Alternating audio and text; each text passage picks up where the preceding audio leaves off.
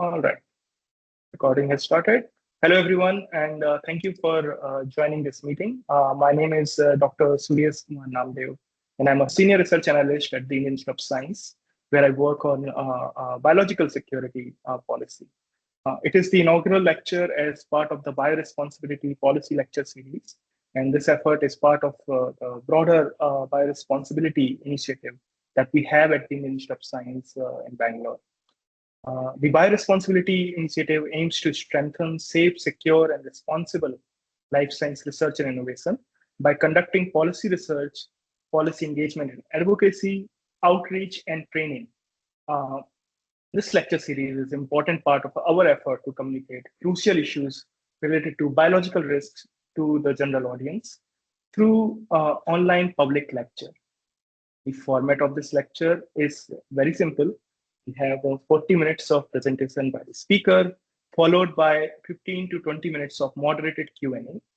If you have any questions or comments, I would invite you to add them in the Q&A section in your Teams app.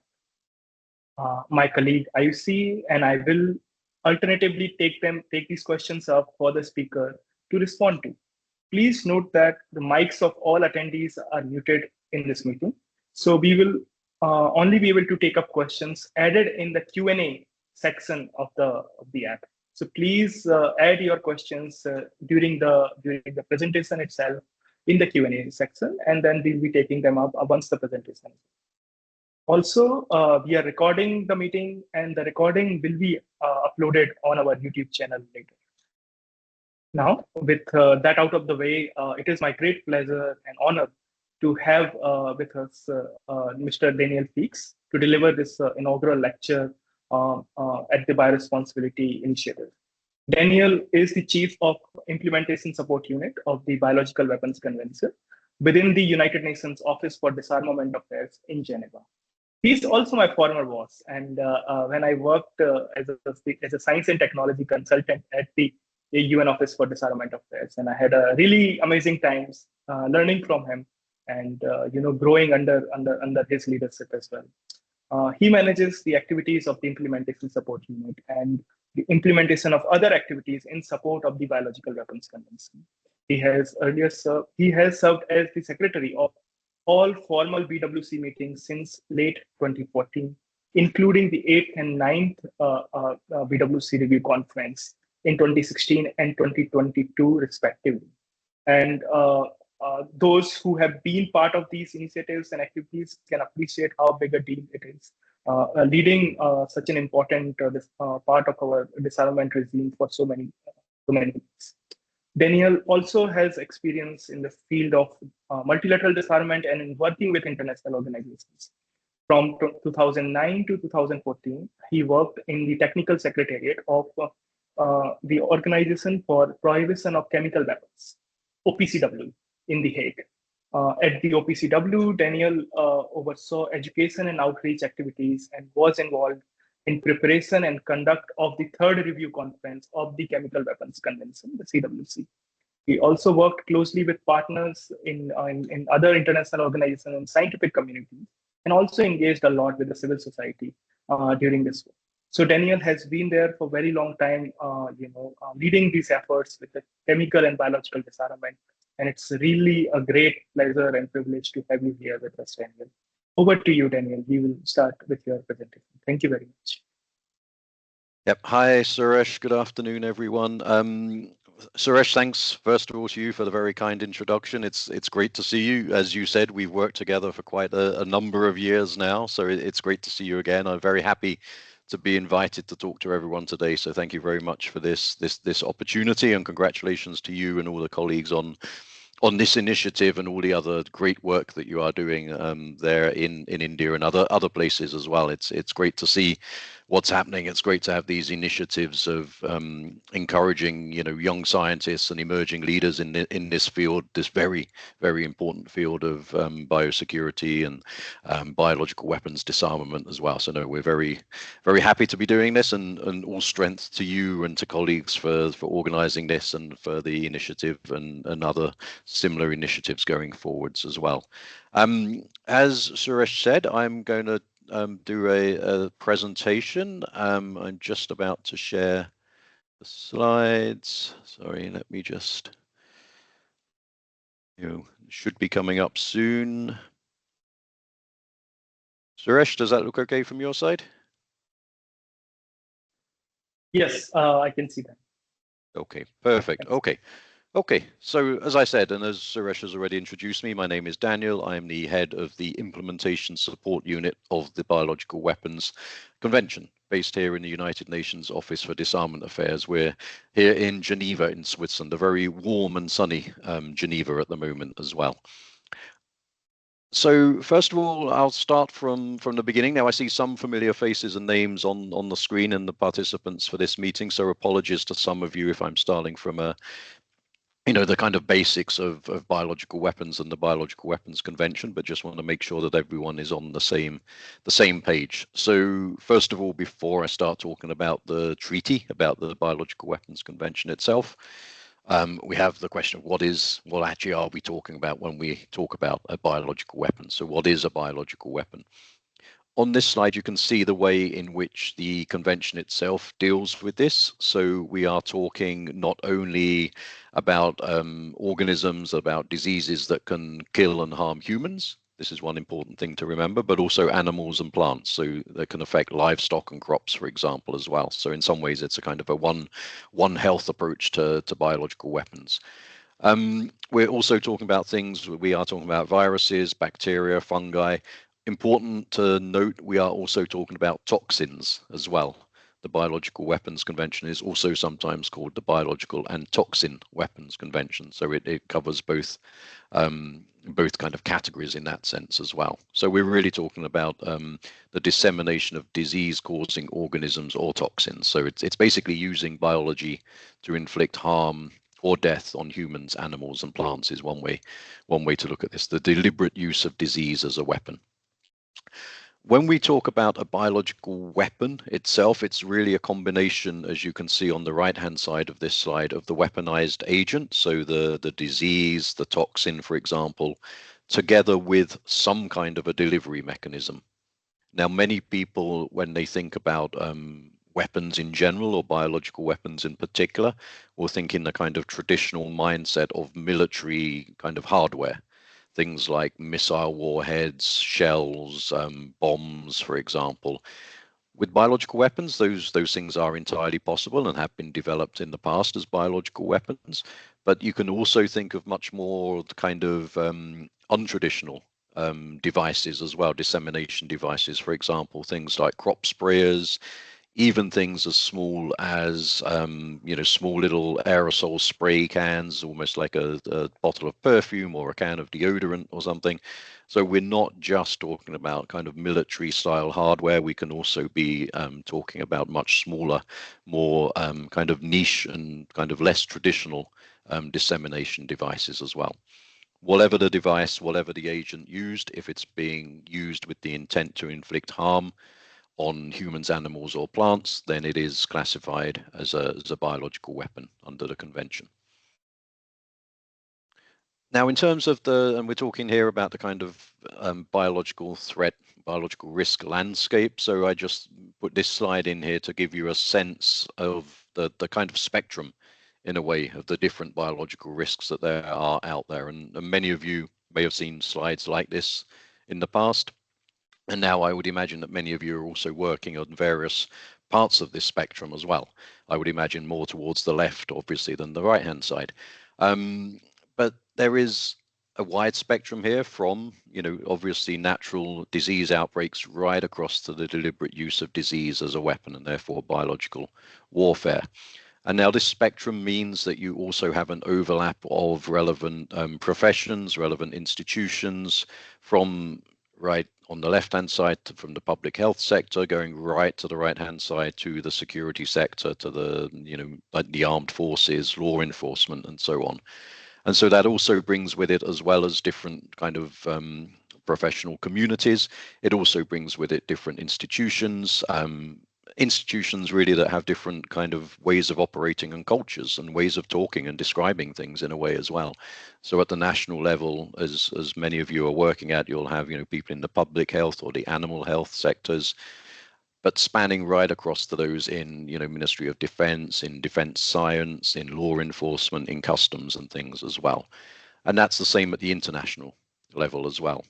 We have obviously the WHO, WOHA, the FAO on one side. We then on the other side have things like the Biological Weapons Convention, Security Council Resolution 1540, and other things that deal with the deliberate end of the spectrum as well. Main point here really is what you can see at the bottom is that these issues relating to biosafety, biosecurity, preparedness, response require collaboration across governments. And that's at the national level. That's also the same at the international level. So we do already work closely, for example, with WHO, with WOHA at the international level as well. And that needs to be, that is often replicated at the national level, where you see the security and kind of law enforcement communities working at the national level with public and animal health communities, for example. Now, in terms of the convention itself, and this is where I'll get on to talking about the treaty. So the treaty it's an international treaty. It's agreed between governments. It's fairly old in some respects now. It celebrated its 50th anniversary of its entry into force last year. It is a comprehensive disarmament convention. As you can see from the top, it prohibits the development, production, stockpiling, etc., of biological weapons. You may wonder and think that something is missing from that list. It doesn't actually say it prohibits the use of biological weapons. That's because prohibition of the use of biological weapons was already covered by the Geneva Protocol, which dates from 1925, so over 100 years ago. And so when the BWC was negotiated, they didn't need to include a prohibition on use because it was already covered by the Geneva Protocol. So as I said, BWC is fairly old. It was opened for signature in 1972, entered into force in 1975. It was the first multilateral treaty to ban an entire category of weapons of mass destruction. Since then, there have obviously been others. 1993, you had the Chemical Weapons Convention. More recently, we had the Treaty on the Prohibition of Nuclear Weapons. The BWC was the very first in the series. It's quite a short convention, particularly if you compare it with the much more recent Chemical Weapons Convention. The BWC only has 15 main articles, but despite its brevity, it is still very comprehensive in its scope. And one reason why it is so comprehensive is because it is not based on a kind of a list-based approach. If you look at the BWC text, you will not find a list of biological agents, you know, of viruses, of bacteria, of toxins that are defined as biological weapons. If that had been the case, that list may have been very static. It may have been a list, you know, may have been relevant in the 1970s, may not still be relevant today, may have needed to be updated, which could be challenging in itself. So the approach that the BWC takes is based on something called a general purpose criterion, which is basically an intent-based criterion. So it basically means that any biological agent, toxin, if it is intended for harm against humans, animals, or plants, is therefore a biological weapon, unless there are justifiable, peaceful and kind of protective purposes, and the quantities are kind of adequate or aligned with those peaceful purposes. So obviously, industrial purposes, you know, production of vaccines, all of those things are, you know, are permitted and promoted, in fact, under the convention. But the intent, any intent to use biological agents or toxins to inflict harm is, by definition, that becomes a biological weapon. So it's a very comprehensive kind of future-proofed approach. It can also, though, be challenging to implement an intent-based approach at the national level, because you do not, by definition, have like lists that are banned and lists that can be identified. So it can pose challenges, but it does have the very big advantage of being kind of, like I said, future-proof. It keeps up with advances in science and technology, and it's not kind of static. The convention also is non-discriminatory in its nature, so any state can join it, and it means that any state that joins has to give up biological weapons if they have them when they join. states can't kind of continue to possess biological weapons. So it's different from a treaty, for example, like the Nuclear Non-Proliferation Treaty, where there are certain countries that join but still possess and have the status of nuclear weapons states. That's not the case with the BWC. If a country joins and it has biological weapons, it has to get rid of them. No questions, no loopholes. So it establishes a really strong norm against biological weapons, and that's a norm that is based on a really strong taboo, basically a cross-cultural, a very ancient, long-standing taboo against the use of poison and disease as a weapon. We can see that in many even ancient texts. There are texts from ancient Rome, ancient Greece. There's even Sanskrit texts from ancient India that say that using poison, using disease as weapons is something that is kind of abhorrent. We have a certain inbuilt abhorrence of using disease as a weapon, I think, in all of us as human beings, and particularly those of you working in public health. The idea of using disease as a weapon, as I'm sure, is kind of completely anathema to you. You can also see here from the map the status of membership of the convention. So all of the countries in blue, and that's the vast majority of countries in the world, 189 countries, have already joined the BWC. They are full members of the BWC, which means that there's only 8 states in the world that haven't yet joined. 4 of those 8 have signed the convention, which means that they are kind of politically bound to its, to adhere to the convention. And there's another 4 that haven't signed or ratified the convention as well. Now, of those 8 countries, there are actually quite a few of them that are on the way and have told us that they are, that they intend to join. They don't have any problems with, politically with the BWC. They don't want to be having biological weapons. Oftentimes, it's an issue of awareness, attention, prioritization, and resources at the national level. But there are, as I said, there are several amongst those 8 which we hope will join in the quite near future as well, and we're working with them and assisting them to do so as well. So just a little bit more on the convention itself. It's, as I said, it's comprehensive. It is primarily a disarmament and non-proliferation instrument. So that's the main focus of the BWC, and you can see here on this slide, it has 4 articles which really deal with that aspect. So Article 1, Article 2, and Article 3. Then Article 4, which deals with the national implementation, so turning the prohibitions of the convention into law at the domestic level. So making sure that biological weapons, the prohibitions on countries are also translated down to the national level, so that individuals themselves in countries are also prohibited from doing those things. But the disarmament thing is the primary focus of the convention. It's not the only focus. Another important aspect is, and I referred to this slightly just now, is actually promoting the peaceful uses of biology. So in some ways, that's the other side of the coin. You have the disarmament side, but then you have the kind of development side as well, where the convention has an important Article 10, which talks about promoting the peaceful uses of biology, so international scientific exchange and collaboration, exchange of ideas, knowledge, know-how, equipment, and so on, and also making sure that anything that states do to make sure biological weapons aren't acquired and developed does not impact on legitimate uses of biology. So you have that balance in terms of promoting the peaceful uses of biology, but also making sure that what you do for the kind of security aspects does not hamper legitimate, trade and research and science. There are also elements of the BWC, the kind of pillars of the BWC in a way. There is one in Article 7, which is about assistance, response, and preparedness. So this is about if a state is attacked with biological weapons, it has the right to ask other states to come and help it. So that may be providing, therapeutics, protective equipment, vaccines, and things like that, for example. And then the 4th and final pillar is really on the issue of dealing with any possible concerns about compliance with the convention. So if a member of the convention thinks that one of its counterparts, another country, is doing something in violation of the convention, there are mechanisms to deal with that under Articles 5 and 6 of the convention as well. They can request clarifications from each other. They can request consultative meetings. They can even go to the Security Council of the United Nations and request an investigation. So just also some key features. So I've said, basically about the convention now in terms of how it is actually working at the moment and how the kind of institution of the BWC functions. Now, there is no verification regime. Now, this is a big subject in itself that I could speak about for a long time.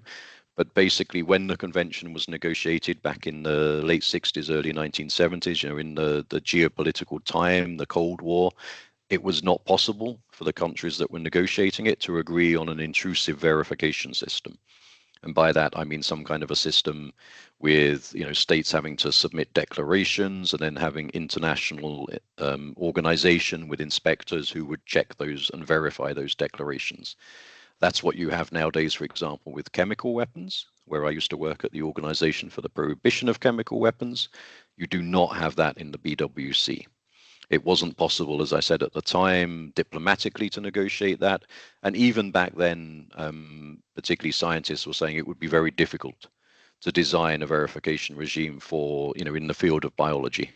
Now, those technical concerns or technical questions have increased in the decades since because of the advances in biology, particularly. But that's not to say it's not impossible to have a verification system for the BWC.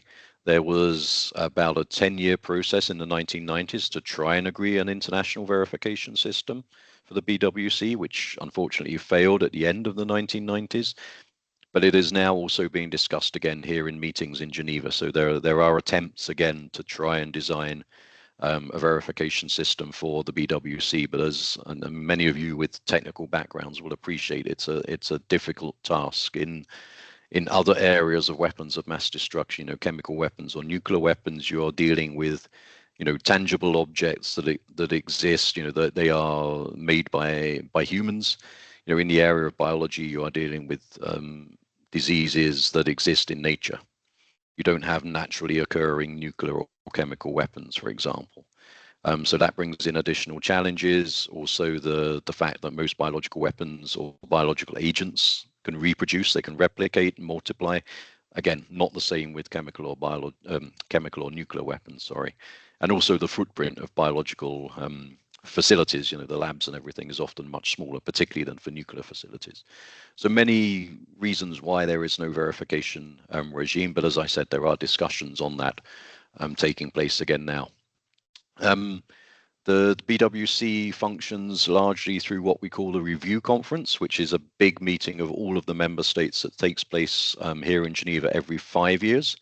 So it's like the kind of strategic level meeting where it reviews the past 5 years operation of the convention, and it also sets the path, the trajectory for the next 5 years as well. We had the 9th review conference back in 2022, so that means that the next one is coming up next year, in fact, in 2027. Because the BWC doesn't have an organization, and because it only has these 5-yearly review conferences where all the main decisions can only be taken, it really relies on its member states, the 189 member states actually driving the convention and doing things at the national level, what we call national implementation. So that really is the core of the convention. It's about what states do either by themselves or maybe together, regionally. And that's the real focus of work in the convention, because there is no, as you can see here, there is no international organization. Our implementation support unit, the team that I head here in Geneva, is only actually 4 people. Compared with some of the others, the OPCW, where I used to work, is about 400, maybe 500 people. So we are a very small team because we are only a secretariat. We aren't an organization with for example, a verification mandate. Decision making in the meetings that do take place is traditionally by consensus, which means that all states have to agree on a particular decision, or at least there has to be no states that will disagree. It doesn't necessarily always mean that they agree with everything, but they don't object, which can also mean that decision making can often be quite slow. It can also be oftentimes that you will have to go to the kind of lowest common denominator in terms of what can be agreed by states as well. And then finally, the budget as well, because of there's no big organization, the budget itself is also fairly small compared with others, at least. I mean, $2.2 million per year is obviously a lot, I think, to all of us personally, but in terms of conventions and organizations, that is not a very large budget. And that budget does not include any funds for us to do any kind of training or capacity building activities. We do those, but we do those with voluntary contributions, which obviously can go up and down from year to year. So yeah, as I said on this slide, it's just to say again that the national implementation, so the states doing their own thing, is very important. They have to do things like to designate a national contact point. That's kind of like a focal person or a focal entity at the national level who coordinates things nationally and also talks to others in other countries and also to us. Countries have to put in place what we call implementing legislation. So they take the prohibitions and obligations of the BWC at the international level and translate those and implement those at the domestic level. So making it a crime to actually develop and acquire biological weapons, for example. Also important to establish a national coordination structure. As I mentioned, it's not just an issue of for the security sector, it's an issue that cuts across from public health right across to the security sector. And then there are various reporting, fairly minimal, but still there are reporting obligations annually under the convention as well. And on all of these issues, there are various materials, manuals, guides, and things available, many of which that we've produced over the years as well. And as you can see from this slide, we have had, despite the fact that, as I said, a lot is done really kind of individually by states, there has been a lot of good progress that you can see on this slide over the last 10 years or so as well. The top line is the increase in the number of member states. So as I said, now we have 189. 10 years ago, it was in the low 107, 173 or so. So that has gone up quite significantly, countries actually joining the convention.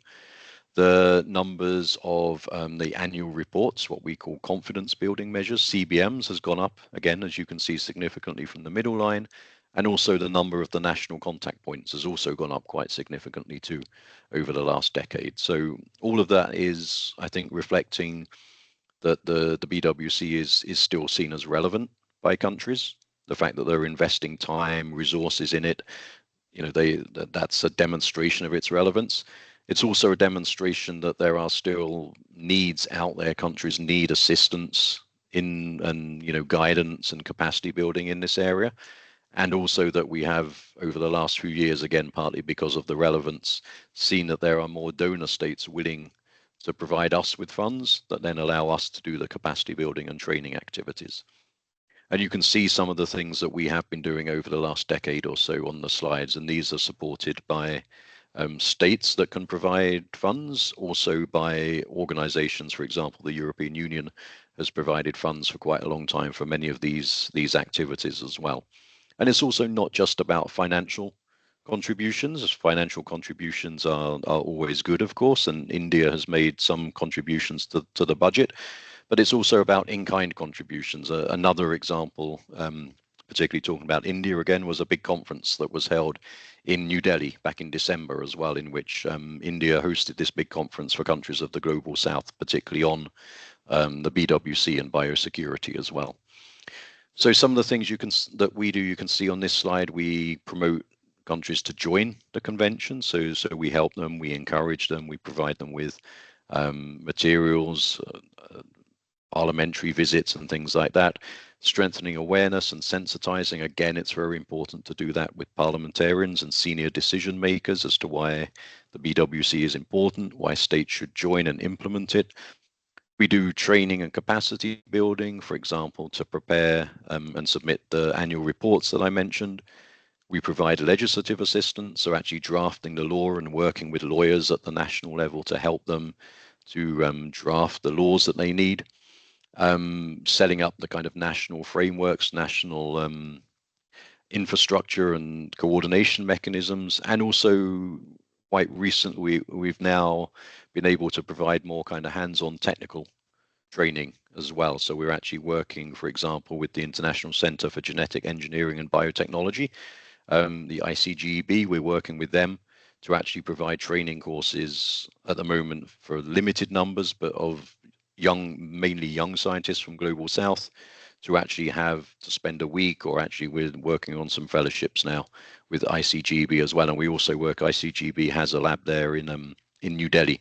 So we work there, and we're having a workshop or a training course coming up there in October this year as well, which we're really looking forward to. We also operate what we call an assistance and cooperation database. Now, this is where countries that need something, that need help in implementing the BWC, can make a request in the database, and then countries that can offer help, they also post their offer in the database. And this database serves as a kind of a matchmaking or a facilitation mechanism, so that states that need something can be put in touch with states that can provide something. And then we in our unit act as the kind of the go-between in a way to kind of facilitate these connections. It can be states providing, training courses or resources, expertise, equipment sometimes, and things like that as well.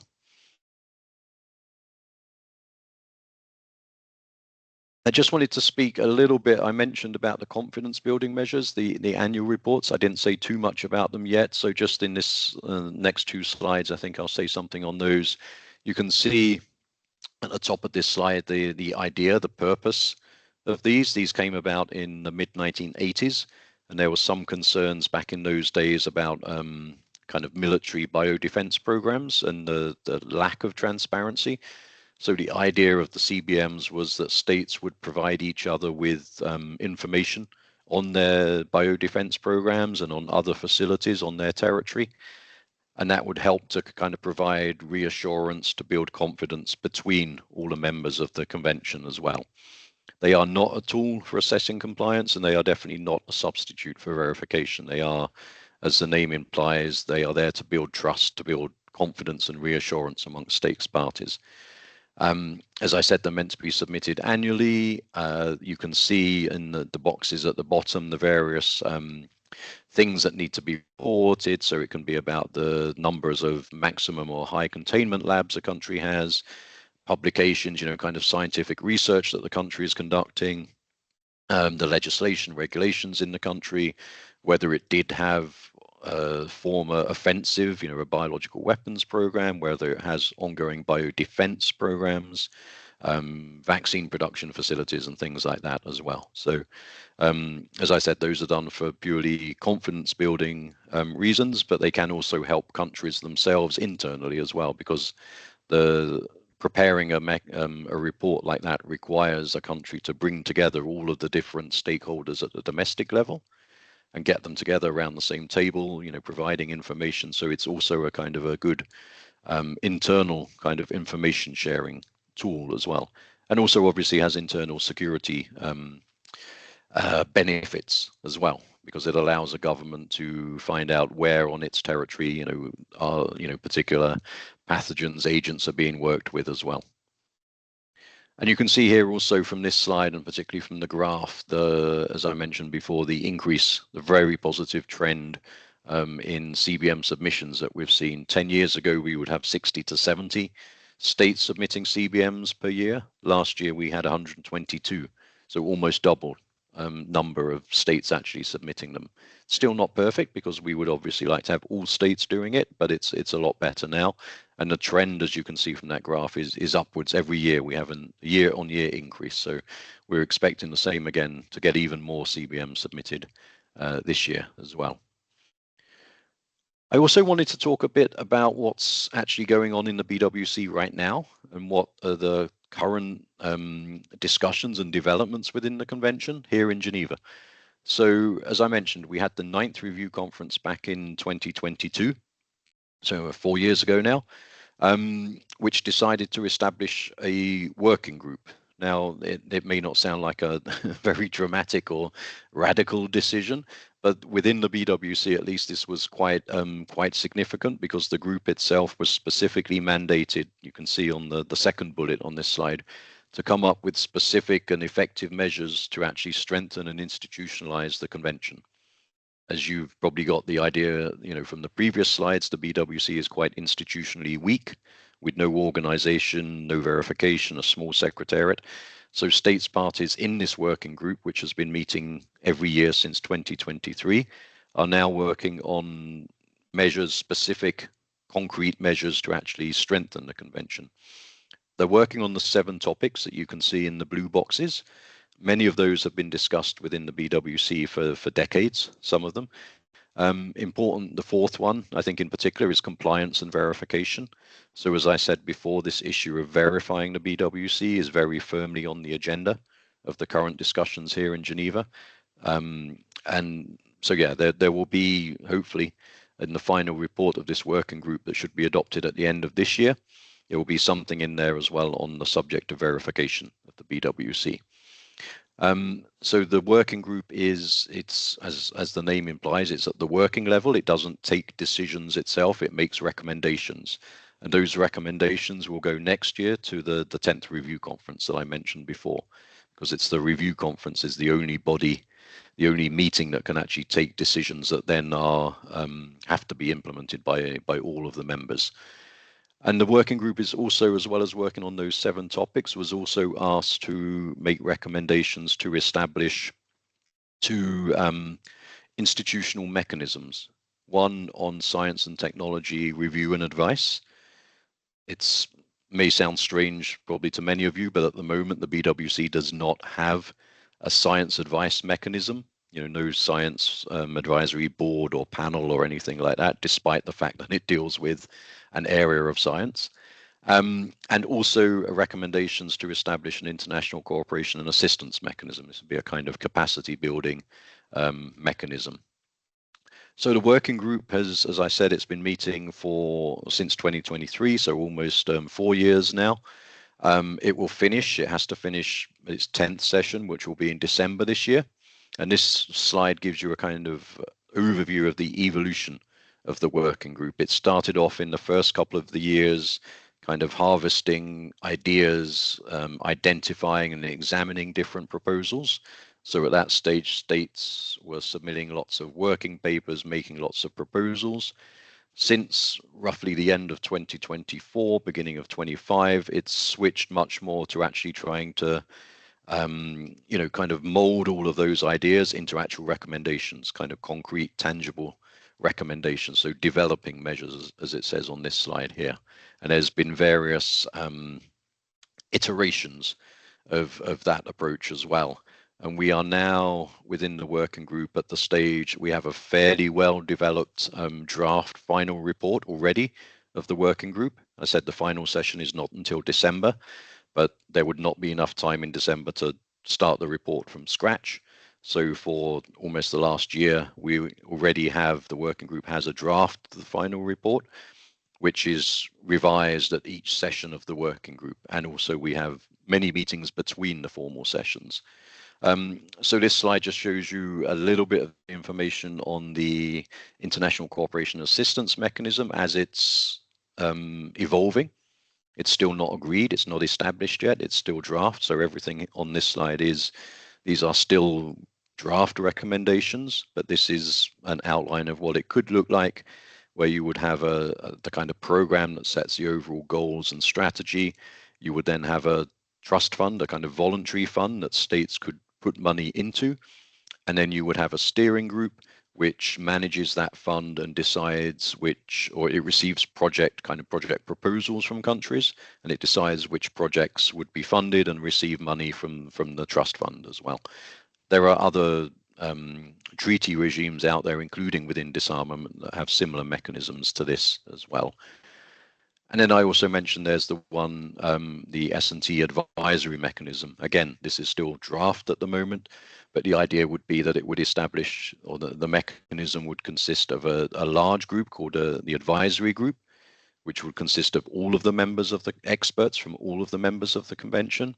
Then there would be a smaller group, probably 20 or so, eminent experts nominated by states parties. So, very similar to advisory panels in other, international organizations and fora, that they could make recommendations. They would produce analysis and advice to states on questions that they ask.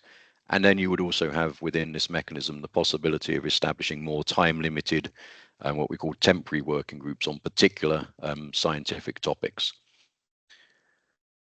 So in terms of progress, as I said, you can see here, this is the cover page of the draft or the latest version of the draft final report at the moment. We're using what we call a rolling text approach, which means, as I said, it kind of gets updated as after each meeting. At the moment, what we're doing and what the diplomats in the meetings are doing, when text is agreed, it's highlighted in green. So if you look at this first page, you can see some of this green text here. That means that text has been agreed. Now, it doesn't mean it's like final and it's, that is what it will actually look like at the very end. What we call this is text is agreed ad referendum, which basically means that none of this is agreed until everything else is agreed. So, this text in green is very close to final agreement, but until everything is in green and the whole package can be seen, then we can't take anything for granted. But we do, by now, we have about 70% of the text is highlighted in green, which is really good progress. But it does mean that the text that isn't yet in green is text that is more kind of contentious.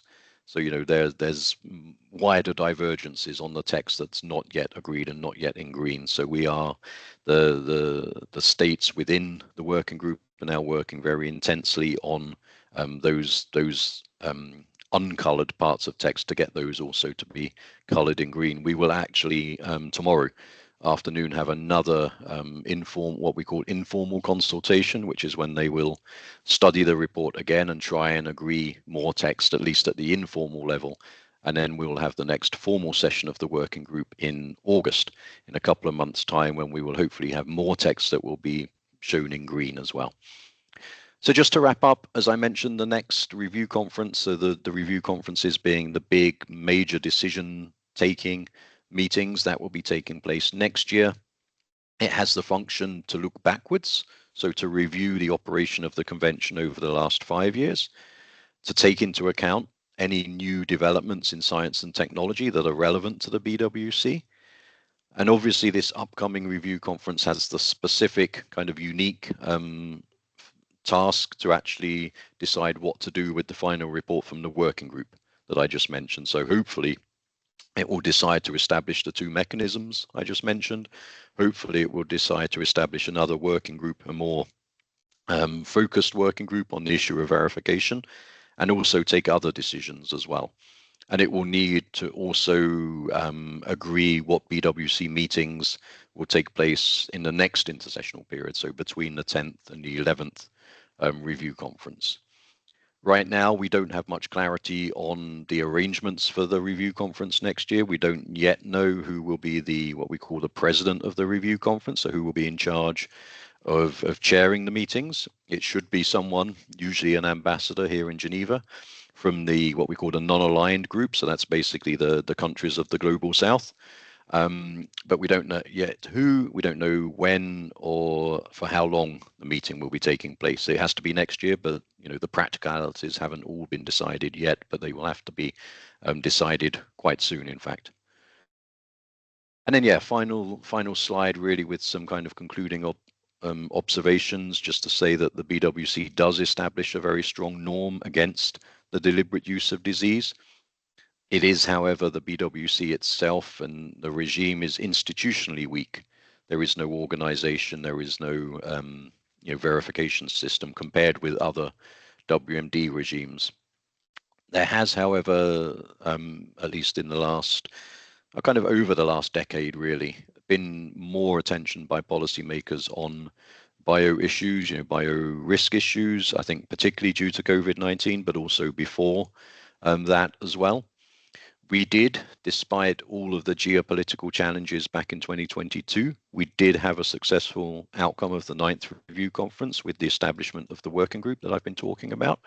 And that really is a unique opportunity. It doesn't come around very often. There is this opportunity to strengthen the BWC. So that really is, this current working group, the remaining 2 sessions of this working group are really big opportunities to actually grasp the international community, to grasp and to strengthen the convention. And then obviously there are, as many of you will know, these amazing advances taking place in science and technology, that provide, massive opportunities, will bring massive benefits to humanity. but can also come with downsides, with risks that we all need to be aware of, and that the BWC is at least one of the tools to kind of manage that balance between the risks and the opportunities, the benefits and the threats as well. Just to flag, there are many resources out there. You can look at our website. You can find many of these resources available online. Use the QR codes. I should have said at the beginning, you can of course have copies. I can provide copies of these slides, and Suresh, somehow you can, or people can look at watch the recording again, I guess, as well. But all of these things are available on our website. Many, I think most of these here, are available in all of the UN all 6 official languages of the UN as well, not just in English. And then I will stop there. There's our website and contact details. But yeah, hopefully I've not gone on for too long, and happy now to respond to any questions or comments, and hand back to you, Suresh. Thanks again. Thank you so much, Daniel, for so comprehensively covering diverse aspects of BWC, giving a broad introduction. What are the current challenges, the institutional mechanisms that exist, and what is happening at the moment, and potential way forward in next year also during the review conference. We have a number of questions now on our chat as well as in the Q&A section. I would encourage everyone to put your questions in the Q&A, and then IUC and me, we will ask those questions to Daniel. So please do that if you have not done that already. Maybe Daniel, I will start with one question, and then IUC will take up other questions that are there in the chat and the Q&A section. So my question would be, like, as you mentioned also in your early slides, the number of mechanisms as part of other UN agencies as well, whether it's WHO, World Organization of Animal Health, FAO, and so on, right? Which have some overlap in terms of addressing diverse biorisks that are there. So I would like to understand from you, what are the efforts that are being taken up to coordinate things across multiple UN agencies when it comes to addressing deliberate and accidental biorisks?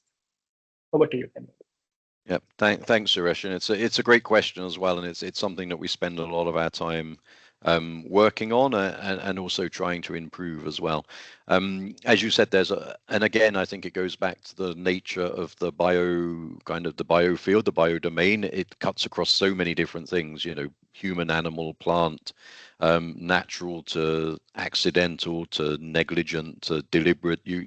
There's such a spectrum, and I think that makes the kind of biofield kind of unique in some ways compared with chemical weapons or nuclear weapons. It's more like I don't know, more like cyber issues or something rather than some of these other issues, and it means that there's a fragmented international kind of institutional landscape, like you said as well. So there's organizations like WOHA, like WHO, there's Interpol, there's many different mechanisms, regimes out there. So it does make coordination challenging, and well, it makes it more important, but also it makes it kind of challenging, and also for us challenging because we are so small.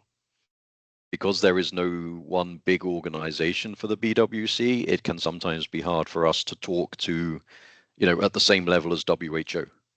Me at my level, I can't go to WHO DG, to Dr. Tedros and talk to him, or someone at WOHA, for example, or something. So we have that kind of institutional imbalance. But in terms of what we do, we do obviously speak regularly to colleagues in all of those organizations. We do when we organize workshops and things. We invite them, they invite us to their workshops. We have this kind of mutual invitation system. WHO will always attend the formal BWC meetings here.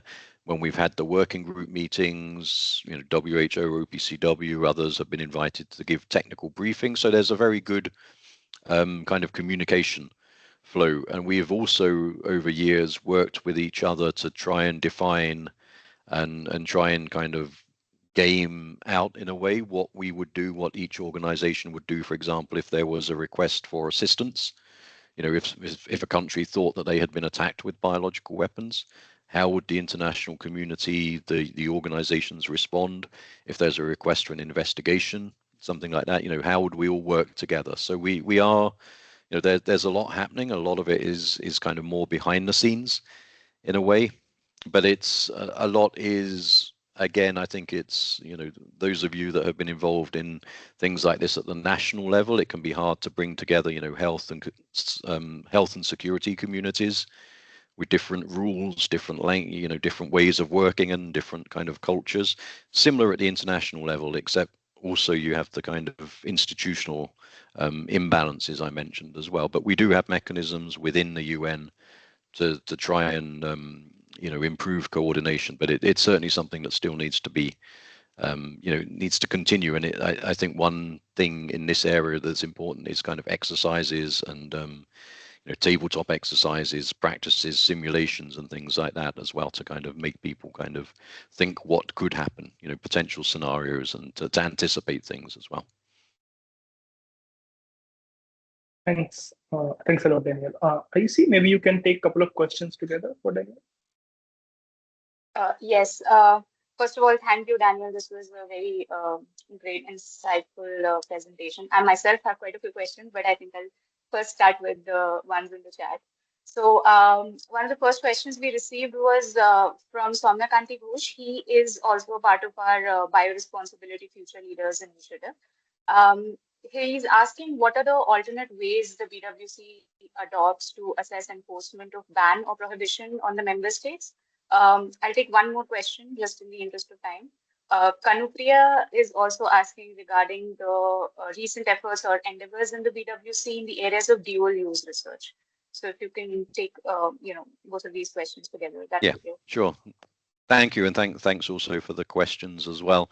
Yeah, I mean, in terms of assessing enforcement, I mean, because we are only a small secretariat, we don't have the role to kind of make assessments of what countries are doing. It's not our mandate.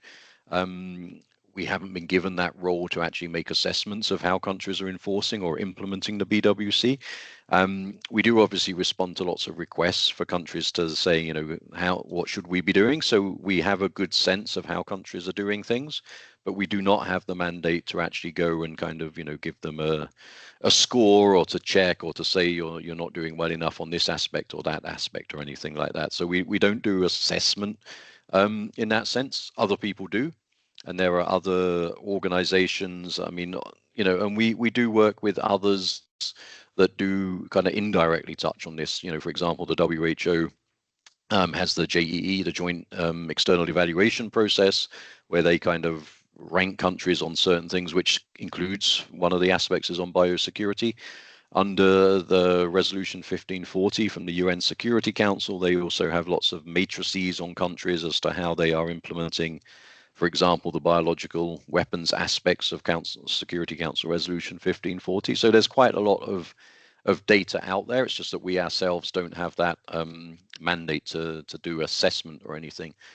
The other question on, in the areas of dual use research. So again, because, as I said, the BWC doesn't have regulations, it's not like a standard setting treaty, so we don't have anything that is like the BWC telling states parties they have to do this or they have to do that. It's much more it's kind of more vague than that in a way. So there are kind of general encouragements for states to do national oversight of dual use research, and again, we work a lot with WHO, which is obviously doing a lot of work in this area and has guidance and kind of manuals and frameworks, guidance frameworks in this area as well. So we do a lot of work with them. We also work closely with scientific groups and others that are working on kind of guidelines in this area. And we use, not just we, but our states parties use the meetings that we have here every year, the formal meetings here in Geneva, as kind of convening spaces to bring together lots of experts. And then at those meetings, you will have experts making presentations and briefings in the meetings themselves, but also on the side, on the margins of those meetings, we have what we call side events, at which there are lots of expert presentations on different issues, including dual use research, including DNA screening these days. I mean, AI, bio is obviously a big topic these days that will come up in numerous side events. So all of these topics that are out there, you can guarantee that they are being discussed. and that they are, they are being discussed within the framework of the BWC. Thank you, Daniel. So you did touch a little bit upon AI bio. We have quite a few questions regarding, how BWC is adapting to the emerging challenges posed by these AI-designed bioweapons. If the existing frameworks are adequate, Manu, Akriti, and I think Meghna also had a question similar to this one. So if you can touch more upon the existing frameworks Sure. to address AI bio challenges. Yeah. That would be. Yeah, no, thanks again, and thanks for the questions. Yeah, I mean, this is obviously a huge topic at the moment, and one that is of great interest. I mean, to us following the discussions and the developments, but also for many of our states, the member states of the convention as well. The issue of AI and whether AI is lowering the barriers to developing and acquiring bioweapons, whether it's increasing the risks and everything as well. That's obviously still an open question, still a question that's changing almost on a weekly basis. I think at the moment things are developing and being produced and new things coming out so quickly. It's certainly an area that we are monitoring, that our states parties are monitoring. It will be, I would imagine, if they can agree to establish this S&T review mechanism that I mentioned in the presentation, that will be a key aspect. I would imagine that group will want to look at straight away. We have examples already. The OPCW on the chemical weapons side has a scientific advisory board, and that's had already a group specifically looking into the issue of AI and on the chemical weapons side as well. So there's a lot going on already. I think in terms of what we have, like I said at the beginning, the BWC, because it has this general purpose criterion, this intent-based approach, it covers everything already. Everything is already covered. Whatever the agent is you're using, whatever the technology is you're using, the BWC covers all of these things. So I don't think that anything is kind of falling outside or that there's loopholes or anything. So I don't think we need something new. I think it's just that what we have, in this particular case, the BWC needs to be made more robust, more agile, being able to keep pace. I mean, that's often the thing with any diplomatic process is, keeping pace with the advances in technology as well, because as I kind of hinted at earlier, diplomacy can often move quite slowly, particularly when you need agreements, and agreements amongst a large number of countries by consensus can take quite a long time, whereas technology isn't waiting. It's not waiting for those agreements. So we need to be able to kind of maintain the vigilance to try and keep pace, to put in those safeguards and guardrails. So I think what we have is the scope is fine, is wide enough. It's just making sure that the institutions and the agility, the robustness can keep up with those things as well.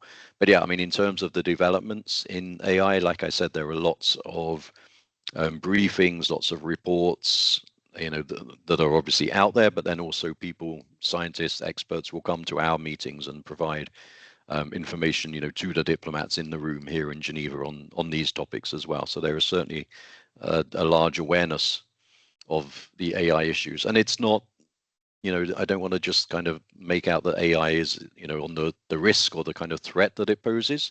There is also the other side, that AI can actually bring, lots of benefits, to the BWC, not only in terms of just helping scientists in their research and kind of accelerating the research process or discovery processes, but also in terms of the BWC itself. I mean, I said that verification is obviously a challenging topic, something challenging in the biofield, but AI could potentially also help, not only kind of pose new challenges or make it things more difficult, but it may also be able to help address some of those challenges as well. So we shouldn't, I mean, and particularly for us, because we are focused on the kind of biological weapons convention, and we're from that kind of security angle, obviously, oftentimes, inevitably, the first things we think about are the risks of any new technology, but we have to also balance that against what will usually be the case, the much larger benefits that come from these new technologies as well. So we need to be careful, and we need to make sure that those benefits are shared, that there isn't any kind of, closing off or anything or closing down access to new technologies as well. Thank you so much, Daniel, for covering it so well. I think we are almost on time. We'll just take maybe 1 more minute to ask a couple of very quick questions for your response. So one question is about how has pandemic affected BWC? Like, are people now more willing to contribute to and invest in BWC related things after the pandemic, or the things are more or less same? I know you have partly already answered it. Just another very quick question: since there is no verification, Meghna is asking, how would BWC respond to any suspected violation? Yep, no, both good questions as well. So yeah, I think COVID-19, and not just COVID, I mean, we saw before that 2014, 2015, when there was the Ebola outbreak in West Africa, in that particular year, there was a big increase in interest within the BWC on issues of Article 7, so assistance, response and preparedness, already on the back of the Ebola outbreak in West Africa. And then obviously COVID-19, I mean, just, made everyone realize how any kind, pandemic, how it would affect everybody.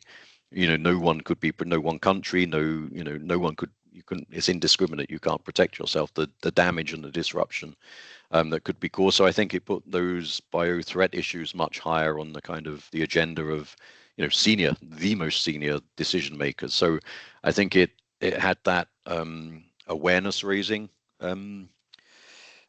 benefit, if you want to say there's a benefit from a pandemic. So it helped and I think it partly reflects in the the increased number of states that we have joining the BWC, the increase in states wanting to kind of properly implement the BWC. So I think countries realize this is an issue that they need to take more seriously. So I think it had that impact, that consequence. I think it did also, again, focus the minds more on issues relating to, oversight of research, to the emergency preparedness, all of these issues as well. And we've obviously also been following here in Geneva the negotiations at WHO on the pandemic treaty as well. And there's some overlaps between the both, and the pandemic treaty text actually refers directly, specifically to the BWC in its preamble as well. And then, on verification, I mean, as things stand at the moment, there is, I mentioned briefly in the presentation, if states have concerns about compliance by, another state within the convention, they can ask questions. They can request what we call a formal consultative meeting under Article 5 of the convention. Now, that's only happened twice in the whole 50-year history, once in 1997 and once in 2022. So it's a rare occurrence, but it's something that can happen, that states can say, we have concerns, we want to have these discussed by all the membership. They are only consultative meetings, so they can't kind of take a decision or point fingers or apportion blame. It's not like a court of law or something like that. And then, as I mentioned, also states can go to the Security Council and ask the Security Council to conduct an investigation. Again, that's only happened once actually within the history, again in 2022. And obviously that has a very high bar, because any decision by the Security Council is obviously subject to veto by any of the permanent 5 members of the Security Council, and that's what happened in 2022. It was vetoed. The decision was vetoed by 3 of the 5 permanent members. So it didn't happen. Nothing happened after that as well, and that's because the BWC doesn't have its own organization. Because it doesn't have an organization, anything that requires, like a decision on an investigation has to be decided somewhere. And because it has no organization, back when they drafted the treaty, it went straight up as high as the Security Council. More recently, the Chemical Weapons Convention, it has its own organization, so it has its own internal kind of, executive council, they call it, which can take those decisions. So the OPCW has been able to do investigations and various kinds of compliance mechanisms and activities, particularly in relation to Syria in particular. But yeah, we have nothing similar yet in BWC. There's also, outside of the BWC but related to it, is the UN Secretary General has an investigative mechanism for the alleged use of both chemical and biological weapons. So that's something that could also be activated. Again, it's only about the alleged use of those weapons. It's based more on the Geneva Protocol than the BWC itself. So there is currently, you know, a kind of a gap in the international system in terms of states having, you know, compliance concerns, particularly on development and kind of production of biological weapons. There isn't really an established mechanism into investigating those kinds of concerns, which again is an issue that's being discussed here within our current working group as well. Well, thank you so much, Daniel, for responding to those, and thanks again for your time. We are 5 minutes over time, but I think it was very fruitful for all our participants to, you know, listen to you, and thank you so much for, you know, being so generous with your time and responding to all the questions. No problem. You're welcome. Thank you so much. It was a real pleasure to have you. And I would, we'll be ending the meeting now. I would encourage all the participants to check out our social media handles to learn more about our initiatives and activities. And Daniel, we'll be sharing this on YouTube, and I'll share the link with you as well if you would like to share with other colleagues. Sure, so all the slides will be there as well through YouTube channel. So thank you so much. Thank you, everyone, and have a nice rest of the day. Thanks, everyone. Thanks, Suresh. Cheers. Bye-bye. Thanks, Daniel.